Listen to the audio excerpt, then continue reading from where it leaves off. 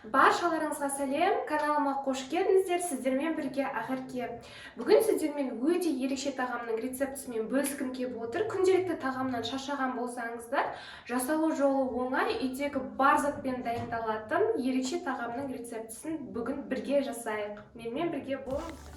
Алдымен біз күрішті қайнататын боламыз. Сол үшін плитаға суымызды құйып дайындап аламыз.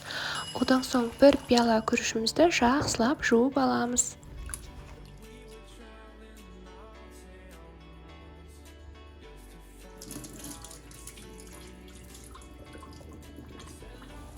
Енді жуылған күрішімізді қайнап жатқан суға салып аламыз. Күрішімізді жақсылап араластырып, плитаның астын өте баяу жылдамдығына қойып, суы толықтай тартылғанша күрішімізді пісіріп аламыз. Енді картопты пюре жасайтын боламыз. Ол үшін орташа картоптарды тазалап, майда етіп турап шығамыз. Сол кезде тез пісіп шығады.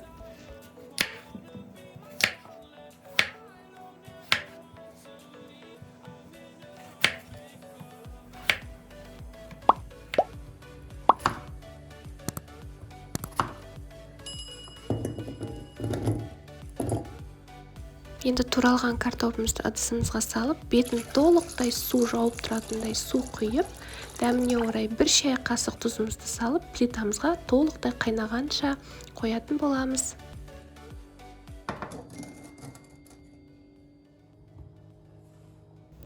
Енді зажаркамызды дайындайтын боламыз. Ол үшін бізге бір пияз қажет болады. Осы видеодағыдай майда етіп турап шығамыз.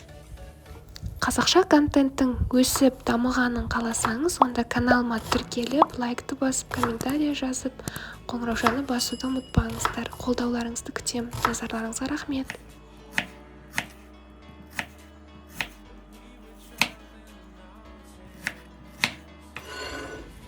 Одан соң бізге бір орташа сәбіз қажет болады. Сыртын тазалап аламыз.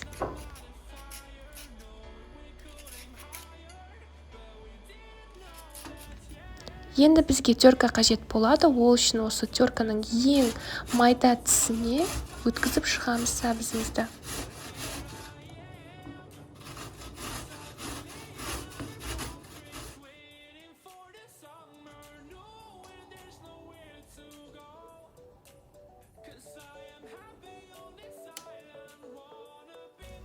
Енді қызып тұрған осындай темір табамызға 2 ас қасық сұйық майымызды құйып, бірінші пиязымызды қуырып аламыз. Пиязымыз алтын түстес болғанша араластырып шығамыз.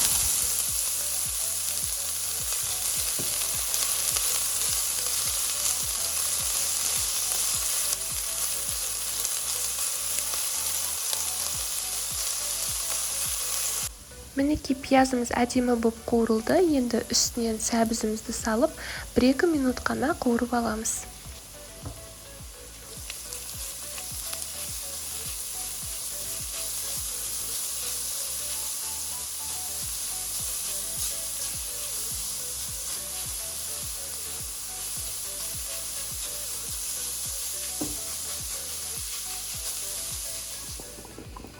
Картопымыз да дайын болып қалды, толықтай пісті.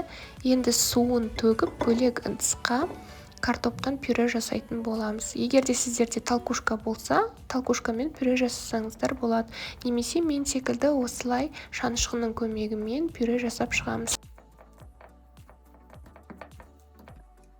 Мінекей күрішіміз де пісіп қалды, толықтай суы тартылып. Енді бөлек ыдысқа барлығын салатын боламыз. Ең алдымен осы күрішімізді салып аламыз. Күрішті салып болған соң толықтай суығанын күтеміз. Одан соң барлығын кезекпен салатын боламыз. Картопты пюремізді, одан соң пияз бен сәбізден тұрған зажаркамызды салып аламыз.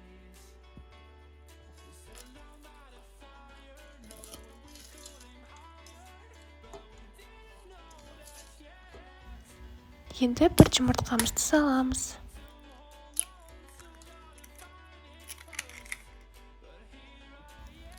Бір шай қасық тұзымызды, одан соң шым-шым қара бұрышымызды, одан соң дәміне орай мен тағы да паприканы да қостым.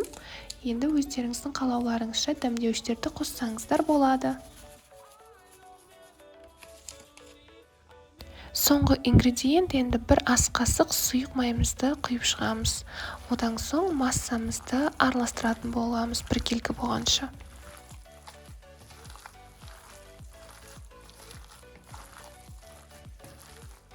Мінекей осындай масса болып шығады.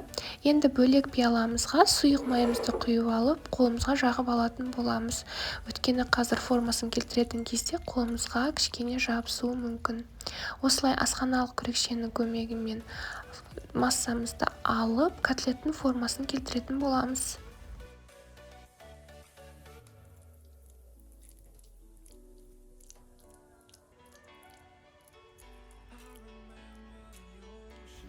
Менен кішігірім лайфхак болсын, егер қайта-қайта табаныңызды болғаныңыз келмесе, осылай пергамент қағазын төсеп, үстіне сұйық майыңызды құйып, кез келген котлет болсын, немесе осындай мен секілді тіске басар жасаған кезде пергаменттің үстіне қуыра берсеңіздер болады. Тіске басарларымызды әр жағынан 2-3 минуттан қуырып аламыз, яғни золотистая корочка болғанша қуырып аламыз.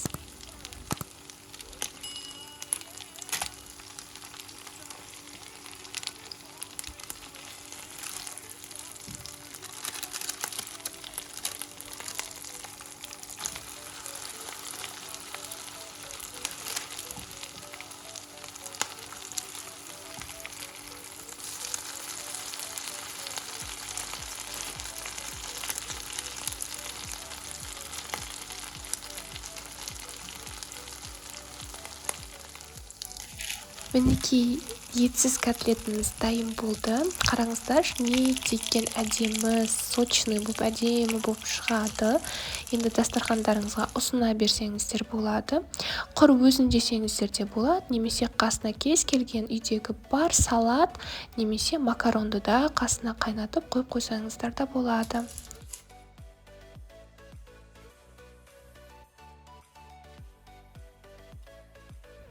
Мен осылай құр өзін кетчуппен жегім келді. Дәмін бірге көретін боламыз.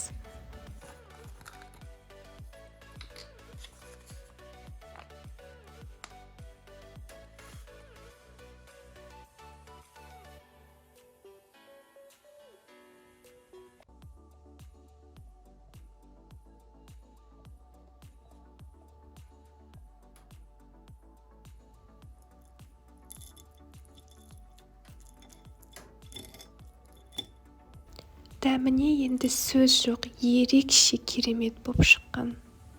Астарыңыз дәмді болсын.